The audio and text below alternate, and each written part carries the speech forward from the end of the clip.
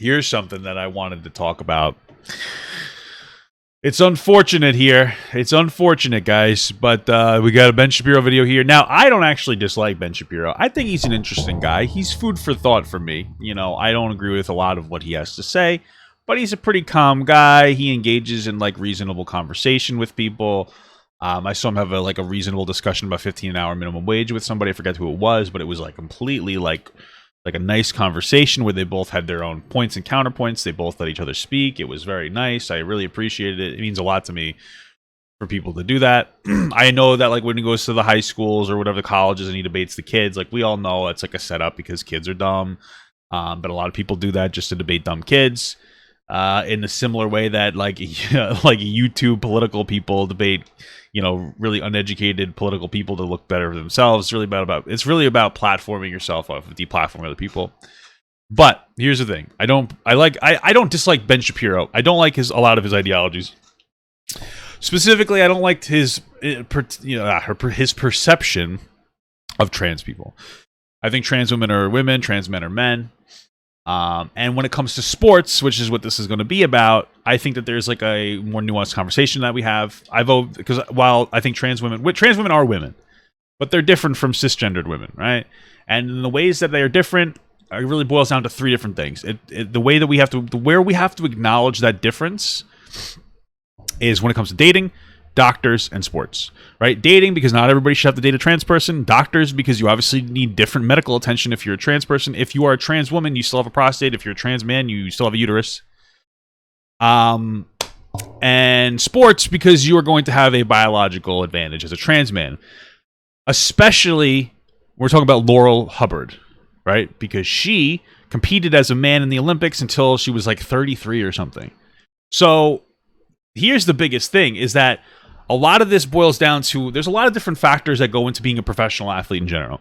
But the biggest factor is that you need to be an athlete basically since birth, almost. Not since birth, but since you're like a kid.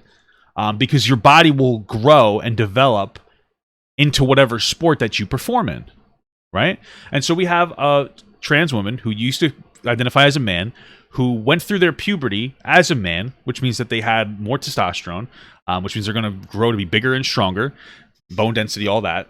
That is not going to be purely reversed just by going on estrogen. They still have muscle mass, they still have strength and size and like bone density frame, but they're going through the developmental cycle as a man, and that gives them a objective advantage over women, biological women. And that's why I don't think that trans people should compete with cis people. I know it's sad. I personally don't think they should be able to compete at all. Yeah, and so I do believe my perception is I think somewhat of like a more accepted perspective of like, okay, you know, you do you, but when it comes to sports, I don't think that you should be participating. That's not like an unpopular opinion. On the internet, we'd like to believe that that's an unpopular opinion, but it's probably the most popular opinion, and rightfully so, because it makes sense. Unfortunately, we're not being asked to have like a take like that. Like, I think I have like a relatively like middle ground type of a take, validating of trans people, but understanding that there are differences between trans and cis people.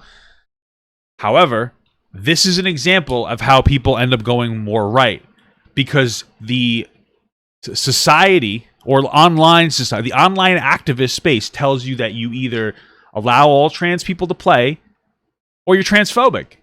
And most people would rather choose to just be transphobic than to allow trans people to play in sports because they have a biological advantage.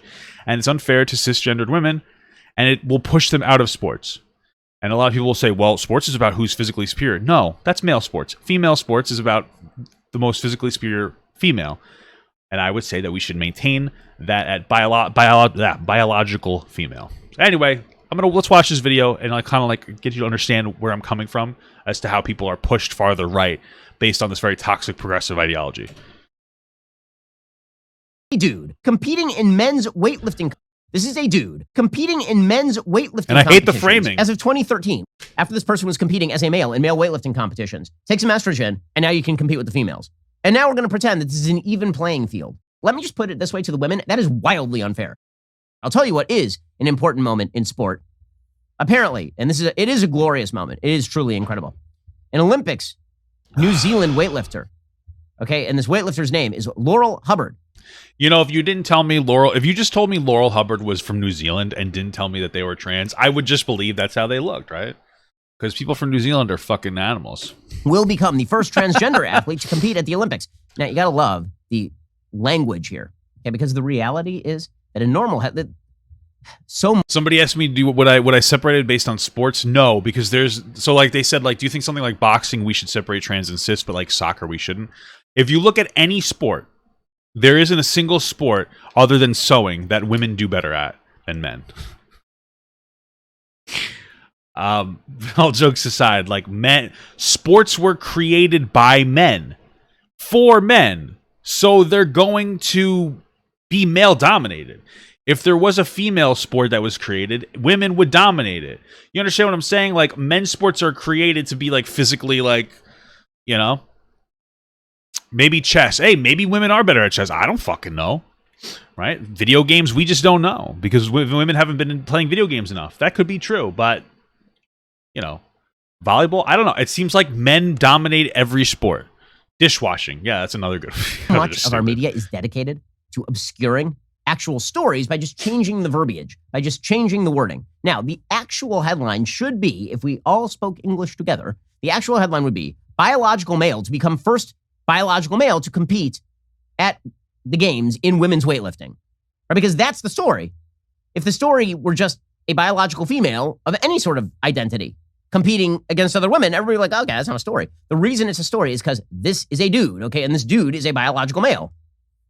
Hubbard will compete in the super heavyweight 87 plus kilogram category. Her selection made possible by an update to qualifying requirements in May. Again, the simple adoption of the pronouns demanded changes the nature of the story. Because if you just read that sentence, you'd be like, I don't understand why this is a story. And like, I have to be like, the insensitivity and like the just calling trans women men, like, that's transphobic. But again, my point is that when people are given the choice between, you know, accepting that trans women are exactly the same as cis women, or believing that they are different in some ways and shouldn't compete in sports, you're asked to choose between being transphobic or not. So like, there's no nuance here for a lot of progressives. So if you just say like, yeah, you know, I think trans women are women, but I don't think they should compete with cisgender women, you're like, oh, that's transphobic. And then you know what happens? People go, okay, well, that word has no meaning to me. Guess I'm transphobic. Don't care. Tuned out. Don't care about trans people anymore. That's what's happening. That's the toxicity of the progressive ideology and the leftist ideology. Honestly, it's very difficult to break that. It's happening all over the place. Right? If you just read the first couple of paragraphs, you would not understand what exactly is going on if you spoke English from like 2 years ago, right? Weightlifter Laurel Hubbard will become the first transgender athlete to compete at the Olympics after being selected by New Zealand for the women's event at the Tokyo Games, a decision set to reignite a debate over inclusion and fairness in sport. Hubbard will compete in that category, her selection made possible by an update to qualifying requirements in May. Okay, you have to get all the way to the third paragraph before you understand what the hell's going on. The 43-year-old, who will be the oldest lifter at the games, had competed in men's weightlifting competitions before transitioning in 2013. Okay, let me just put it this way to the women. That is wildly unfair. This is a dude who is a full... The only thing that might save the cisgendered women there is that this person's very old for a weightlifter. Usually you're far beyond, like, in masters. You'd be like qualified to do masters at that point. Full dude in every respect, and continues to be a full dude, just with either some surgeries or some hormone therapy, but was competing in men's weightlifting competitions as of 2013, which means you had the full bone and muscle development of a man all the way, not just through puberty, but through adulthood, and was competing against dudes in the same category. And now we're going to pretend that this is an even playing field, and that it makes no difference. Hubbard said, "I'm grateful and humbled by the kindness and support that has been given to me by so many New Zealanders." The New Zealand Olympics chief, Karen Smith, said it was a historic moment in sport and for the New Zealand team. She is our first Olympian who has transitioned from male to female, except you can't become a female after being a male. That is not physically possible. Well, I mean, so when you say the word that's not physically possible, what you're saying is that, like, this is a trans woman, right? This is a trans, nice picture. So, like, it is quite literally physically possible to transition, even by your own definition. I mean, this is a fuckable woman. Let's see, what else do we got here? Who else is let's see. Let's look up a porn star, but then it would have probably showed me porn. Point being, like, physically, like, you absolutely can transition. But it's unrealistic for most people. We do know that there are... Yeah, I'm going to show you. Hey, listen. I'm all for trans rights, you know what I mean? See, attractive trans person? No. You know? Many questions about fairness of transgender athletes competing in the Olympic Carmen Games. Carrera? But I would like to take Who's this that? opportunity to remind us all that Laurel has met all of the required criteria. Okay, let's just be fair about this. There are no... Honestly, how many other 43-year-old weightlifters are there in the Olympics? I'd love to see a stat. That's true. How many 43-year-old competitors are there? This is a trans person? Holy shit. Hey, va va voom, am I right, guys? Not bad. Listen. All I have to say is if you guys aren't attracted to trans people, that just leaves more cute girl penis for me. So I'm not upset about it. Not upset about it at all. in actually physically demanding sports in the Olympics. Someone said hubba hubba. It's so funny to me. I don't know why. It just reminds me of when I was a kid and my uncle would say that and my mom. 43-year-old sprinters in the Olympics seem kind of weird. Maybe the reason is because the biology is different here, gang, but you're not allowed to say that. It's Hubbard true. it really is really so true that you're not allowed to say it. It's so sad. I remember talking to Destiny, and I respect Destiny. This isn't like a, and I simply said, yeah, trans women and cis women are different, and he's like, that's very problematic, and I'm like, what the fuck are you talking about, dog? You know, I didn't say that at the time. We were just exploring each other, like two young kids in the dark, on prom night. But I was like, wow, it's crazy how that is problematic. It is not. You know, it's just not. It's just a reality. 2015, which the IOC issued guidelines allowing any transgender athlete to compete as a woman provided their testosterone levels are below 10 nanomoles per liter for at least 12 months before their first competition. So literally a year and a half after this person was competing as a male in male weightlifting competitions. Take some estrogen, and now you can compete with the females. Truly incredible. Some scientists have said the guidelines do little to mitigate the biological advantages of those who have gone through puberty as males. That's true.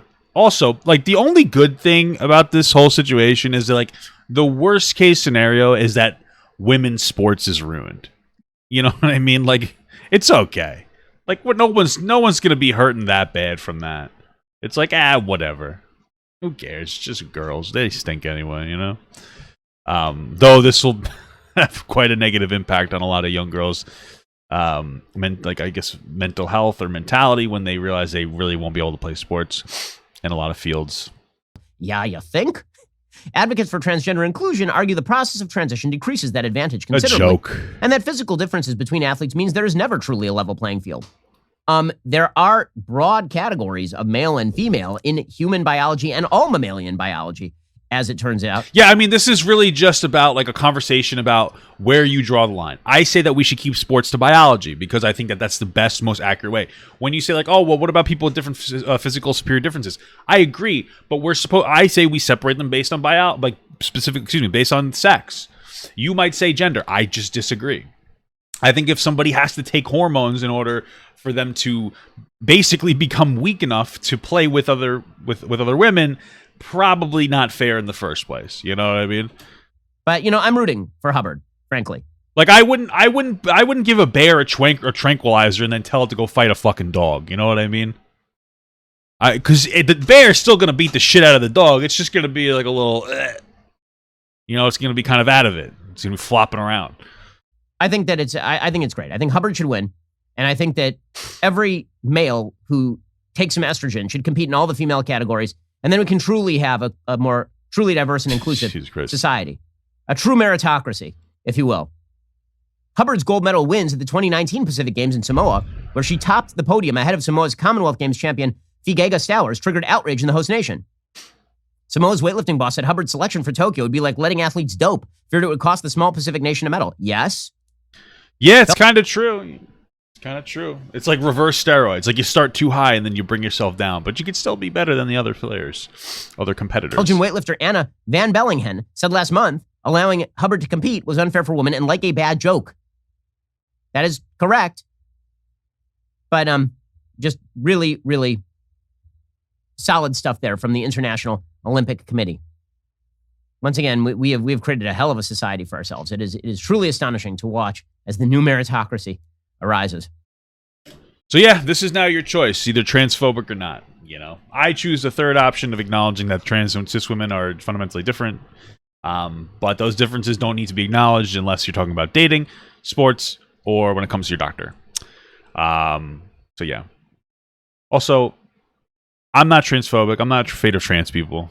How can you be afraid of somebody who's afraid of their own gender? Sorry. Hey everyone, if you liked that video, don't forget to like, comment, and subscribe. And don't forget to follow my Twitch, Instagram, Twitter, Discord, and TikTok. All links are in the description. Also, check out my Patreon if you'd like to support me even more than you already do. Thank you so much, everyone. I love you all.